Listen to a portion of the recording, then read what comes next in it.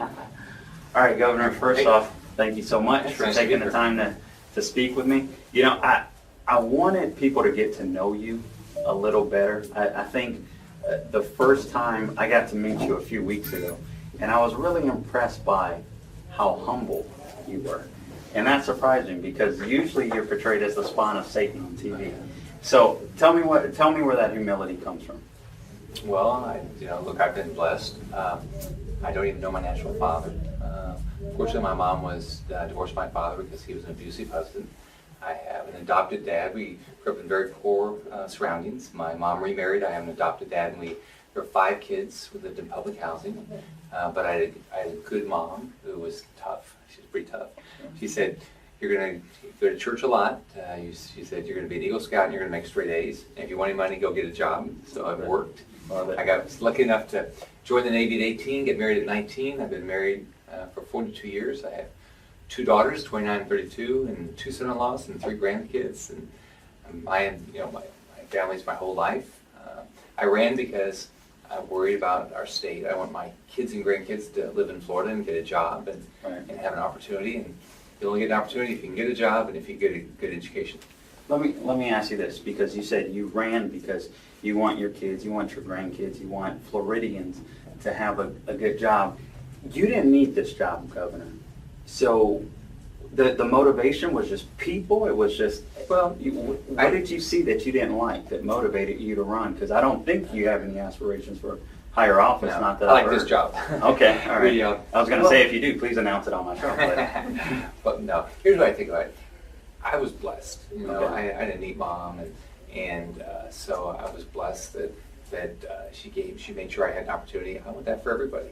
Okay. I mean, if you stop and think about it, you want that for your family, you want that for your friends, you want that for your neighbors, you want that for your community, and that's what I want. Sure. Because that's better for everybody. And so I thought, that I could, make a difference and help people get it. Here's what I think my job is as governor. Make sure every person in our state that wants a job has a job. Okay. Make sure their children have a shot at a great education. Okay. Because that's the American dream. Okay. Without a good education, you don't have much of a shot. Okay. Live in a safe environment. Okay. Live in a safe community. Take care of our environment from that standpoint. And those are the primary things I do. Make sure you can afford your higher ed. That's why I focus on reducing the cost of tuition. That's basically, what I try to do. And the way you do it is you create an environment where businesses flock here. And today's a big day. We announced 5,000 jobs in Pensacola, another 100 jobs in Orlando. Okay. But every day people are adding jobs. It's exciting what's going on in our state. Let me ask you about this. The American dream, I feel, is under assault. It's being vilified by the left like no one's business. What's wrong with you saying, you know what? Yeah, I'm rich, and you know what?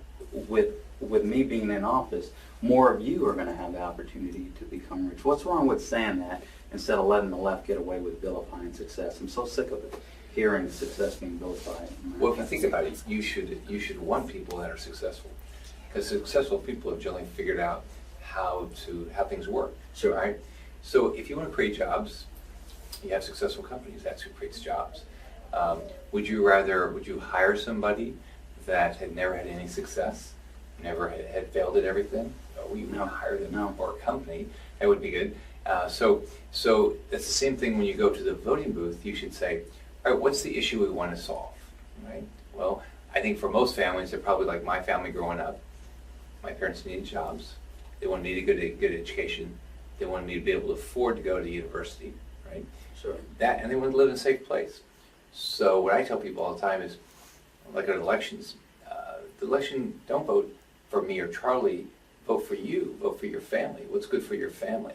And I agree with you that I want everybody to have the same success I had. I want them to be able to go build a business, try it, no guarantees, right? Right. But have a shot at the dream. That's what I wanted, whether you want to build a company, you want to be an actress or an actor, or you want to try to go to the moon, whatever you want to be, let's make sure you have the shot at doing it in Florida. Yeah, I love that. I mean, I'm concerned about jobs in Florida. I'm afraid that I'm praying that you win, because if Charlie Chris gets in, I'm going to have to let go of all my volunteer staff. So that's how bad that is. We have to wrap it up now. All right, one last question. Common Core. What's your take on Common Core? There's conservatives like myself that believe in American exceptionalism. I hate the name Common Core. Is there any type of educational alternative that we can offer besides Common Core so the federal government doesn't get their hands in our system and destroy individuality of Floridians? You know, if you think about it, our states were all supposed to be laboratories, Okay. right? Federal government was not supposed to be involved in all the things they're involved in. Sure. Whether it's our environment, whether it's, you know, deciding all of our healthcare decisions, all these things. That was never their goal. The goal when the country was organized. So we're all sick and tired of all this federal intrusion in a lot of areas, including education. Sure. So here's what I've done. I said about a little over a year ago now, said we opted out of the national assessment test, which is PART. We got legislation passed that said the federal government's not going to data mine our students. We said the curriculum decisions we made at the district level, which is our counties, right? Okay. And then we said we're gonna move to just pure Florida standards. So we had FCATs before. Now we have the Florida standards. And here's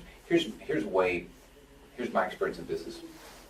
I built lots of different companies. In every company you measured what you wanted to succeed at. Right? Sure. That's what you want to do. And you constantly change your measurement to improve it because you figure out, well, this is what I think the issue is today, but as it changes and as your customer needs change, you have to change it. Same with education. What you've got to do is you've got to constantly look at it. Now, the other thing I want to do is, right after election, I want to go back and let's take all the districts. Let's look at what assessments we have at every district level, because it's some of it's state and some of it's district. And let's make sure that what we're measuring is the result we want, because it's no different than what we're doing with our universities. As when you were going to university, what was the three things you probably focused on? What's it going to cost me? Do I get a job? Do I make more money? And so that's what we've done with our universities. We have performance funding now tied to primarily those things. What's happened is graduation rates are up, and people are getting there are more degrees in areas where people are getting jobs because we started measuring it. It's the same thing with our K-12 system. Let's measure what we want, what the result we want. And as we do that, they're our children. We got different needs than another state. Let's have our own standards. Thank you. All right, I appreciate it. If Charlie Crist runs as the Tea Party candidate against Rubio in a couple of years, will you support him? Right, thank you so much.